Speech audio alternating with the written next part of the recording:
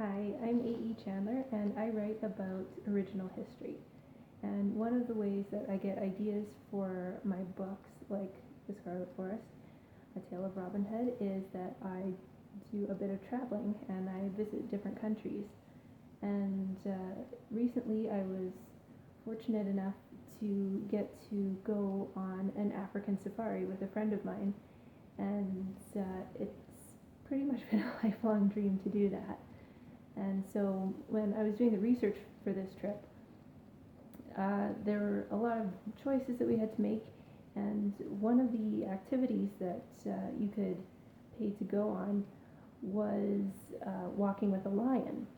And that sounded really interesting. Like, you're walking next to a lion, you get to take photos with it, touch it a bit, and it just sounded really like a cool thing to do. But then, I started thinking about it a bit more, and I'm like, well, wait a minute, this is a lion. Why am I able to walk with it and it's not eating me? Like, what's going on there? So I did some research into it, and the company that we were looking at, because there are a lot of companies that offer this, the company that we were looking at, said, well, oh, you get a walking stick, so you can whack the lion if it's getting too close to you. And they're like, well, still, like, that's like a 3-foot long stick, and this is a lion. So that still didn't sound quite right. So I did some more research, and I really got into it because I've been trained as a historian. I write as my profession, so researching is something that I really get into.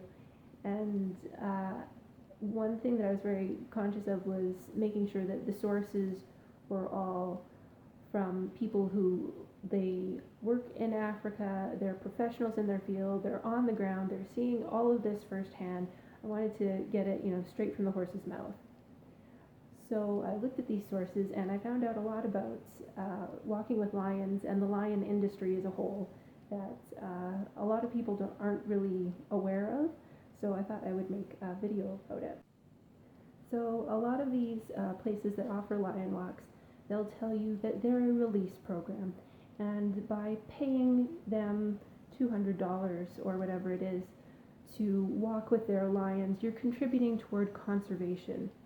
And these lions are going to be released into the wild once they're old enough. And this isn't true at all.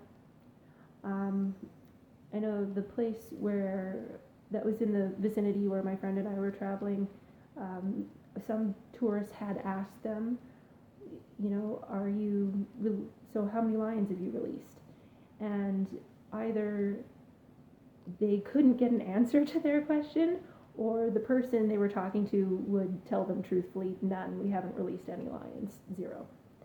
And places like this actually can't release the lions because it's not safe.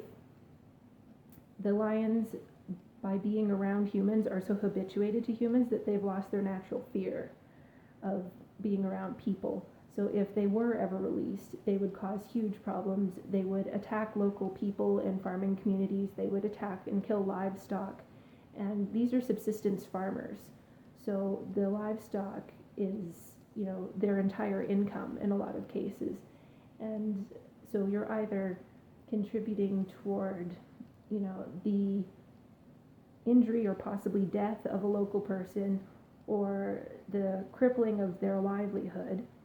And once these lions become problem animals like that, they are destroyed.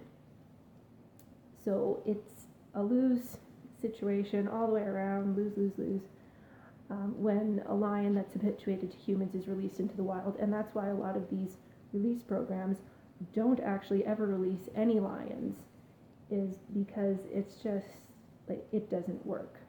And they'll tell you that, oh, we can't release the lions yet because, they haven't learned to hunt. And that's not true either, because a lion, whether it's bred in captivity or it's bred in the wild, it instinctually knows how to hunt, and it will be able to feed itself. If they're not being rescued from being orphans in the wild, where are they coming from? Well, they're captive bred lions. So these places, they have captive bred lions. The lion cubs are actually taken away from their mothers before they're weaned, and that's by design, so that the female lion will go into estrus or heat sooner, and she'll have more and more cubs more quickly. And meanwhile, the cubs that are too small to function on their own are hand raised by humans. And they're not even hand raised by the people in the lion industry, they're hand raised by people that are paying volunteers. So there are programs out there, and some of them are legitimate and some are not, so you have to be careful and do your research, where you can pay $3,000 or $4,000 and you go to Africa for a couple weeks.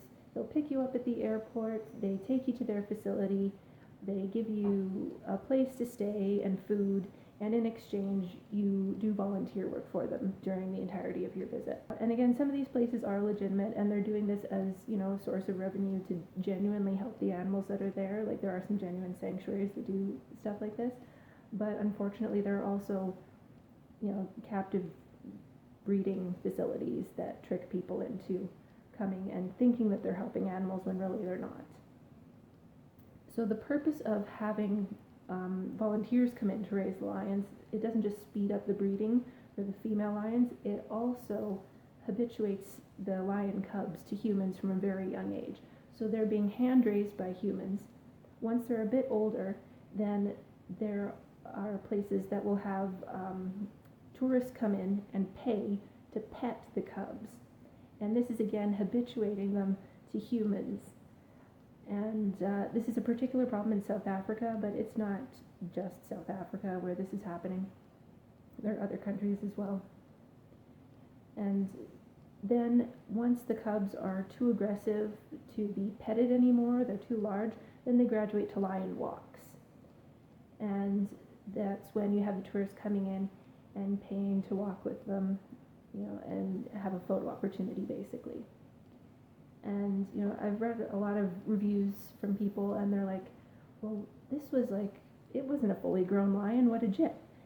And well, the reason that they're not using fully grown lions is that even though these lions have been hand raised by people and around people every day of their lives, once they get to about 18 months old, that doesn't matter, they will attack. So that's why you're only seeing lions that are up to about 18 months old on these walks. And then after that, they're captive lions. They live about 20 years in captivity, so where are they going for the next 18 and a half years of their life if they're not being released? So what we've seen so far, at every stage of the lion's life, it's being exploited for money. You have the volunteers who are bottle feeding them, the tourists who are coming in and petting them at a young age, the tourists who are coming in and walking them once they get older. Once they can't interact with random people anymore, they're just too aggressive, even though they've been born and bred in captivity and around people their whole lives. Then there's a few different things that could happen to them. One is that they're put into the breeding program, and they're used as breeding stock to bring up new generations of lions that are going to be going through this same cycle over and over again. And the danger with that is that once these lions are breeding stock, they're not being seen by the public anymore. So, appearances don't matter anymore.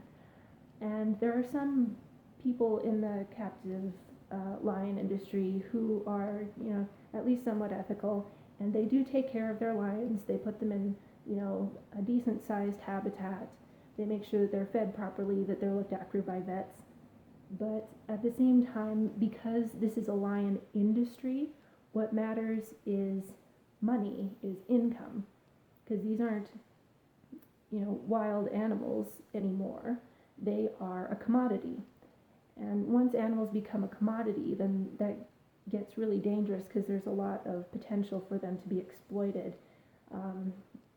So, a lot of these lions that are being used as breeding stock, it doesn't matter what they look like anymore. So if they get mange, for example, and they lose all of their hair or most of their hair, they have some kind of parasite that just makes them look awful, And I will put a link in the description. You can click it, or you can Google National Geographic and captive bred lions. There are some really horrendous pictures of how some of these lions are being treated. So a lot of them are being put into cages where there's way too many of them in there. There's not enough room. They can barely move around, and then of course disease circulates in there. And they get sick, and they're a commodity, and it's more cost effective to not give them proper medical care and just keep breeding them until they die than it is to, treat them as you would want like your pet dog or your pet cat to be treated and kept in good health. So that's one of the things that can happen to a captive bred lion once it reaches adulthood. Another thing is that it can be sold into canned hunting. And this is when people pay, again, like tens of thousands of dollars to come over to Africa and shoot a lion. And this happens, like there are people coming from America, Croatia, Canada, China, all over, and they will come and they'll shoot a lion. And in a lot of these cases, like it's called canned lion hunting because the lion's in some kind of an enclosure where it doesn't have a chance to escape. Because you can imagine that wouldn't be good for your business if you charge someone, $10,000, $15,000, $20,000 to come and for the experience of shooting a lion and getting a trophy to take home, and they're not able to actually get a lion. They're going to be pretty pissed off at you. They're going to tell all their hunting friends that, I paid all this money and what a gyp, I didn't get what I paid for. So these lions are usually in some kind of enclosure. Sometimes they will try to disguise it so it doesn't look like the lion's in an enclosure, but they are. In a lot of cases, the people who are shooting these lions, their feet never even touch the ground. Someone drives a vehicle up to them, they're in the back of the vehicle, they shoot the lion, and then somebody else gets out of the vehicle and loads the lion on for them so they can, cut their trophy off. His lions aren't that difficult to kill, actually. Like if you put out some bait and the lion comes and they'll eat it, and they're not terribly aware of anything else while they're eating. So even if you have a lion that has a fair chance of escape, like in the wild, they're not terribly difficult to kill. A third thing that could possibly happen to them, and it might happen after they've been canned hunted, or it might just happen to them before, is they'll be sold into the lion bone trade.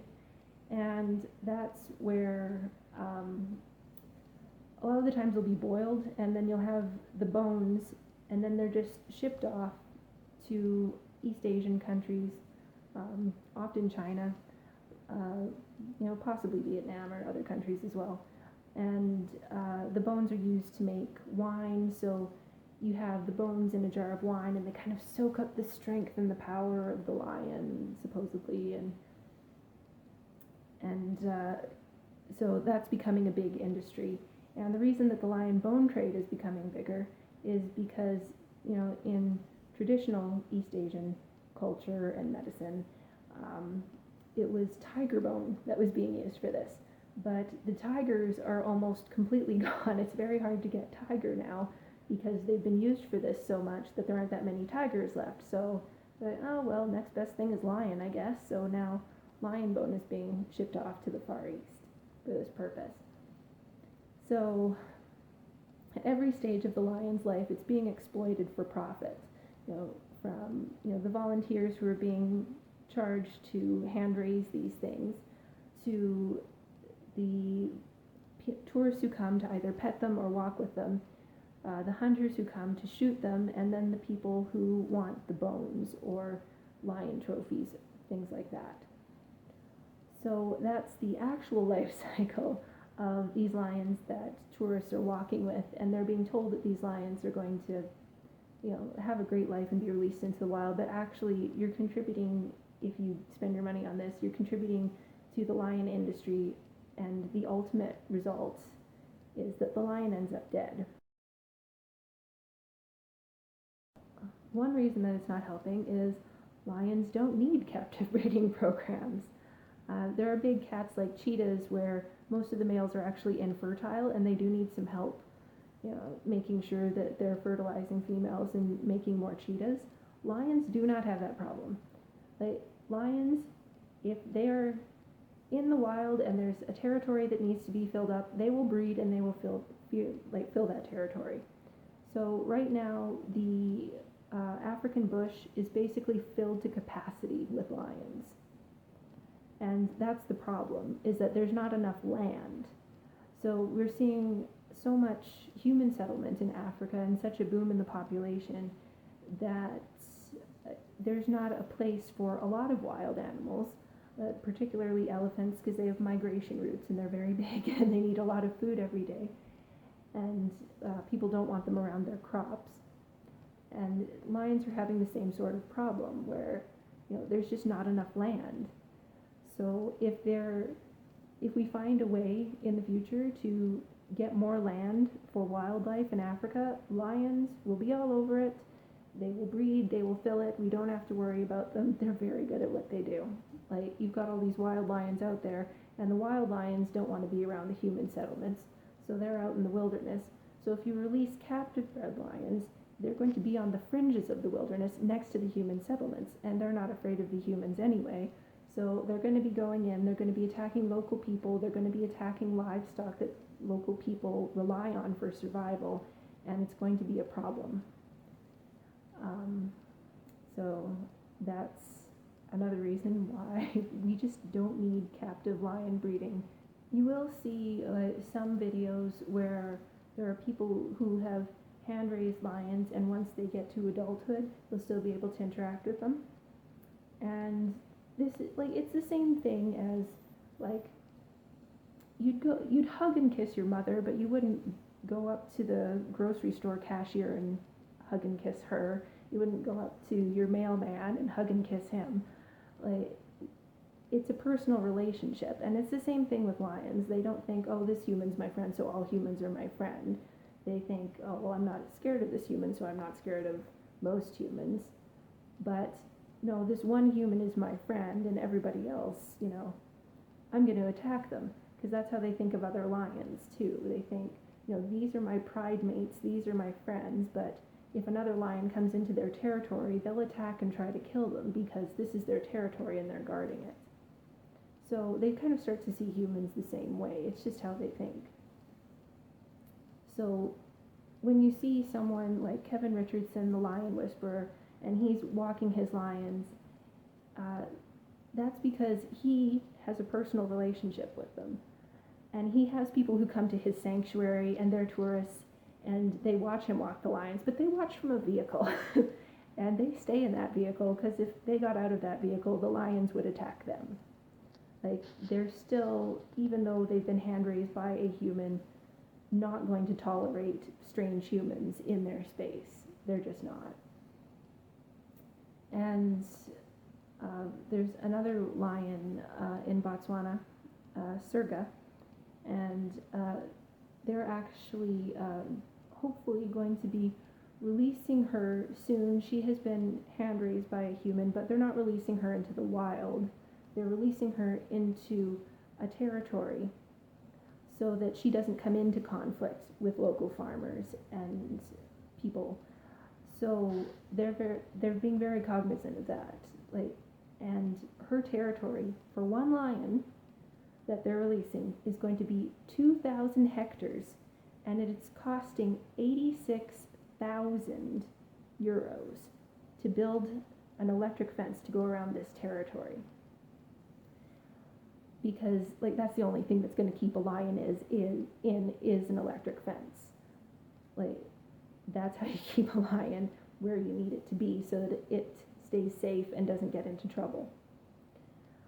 So that's for one lion. All of these release programs that they're walking lions, look how many lions they have, and they always have more younger lions that they can present to tourists for petting or for walks. So of course they're coming from somewhere, and there's not any land, there's not enough land, there's not 2,000 hectares for every lion, there's not 86,000 euros for every lion to set up an electrified fence so that it doesn't get into trouble.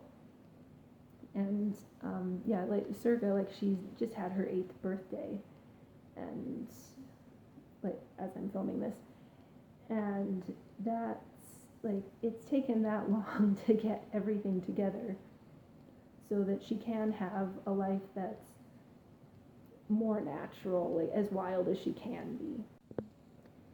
And also with the Lion Whisperers lions, like he used to work in the lion industry, so he's actually rescued these lions that he hand raised from the industry when he left because he didn't feel he could continue to work there. And he has them in a sanctuary now. Like they're in enclosures.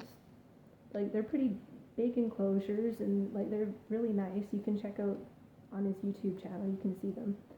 And he takes lions out for enrichment walks and makes sure that they have as good a life as he can give them, because he feels like he has a lifelong commitment to these lions that he's helped raise.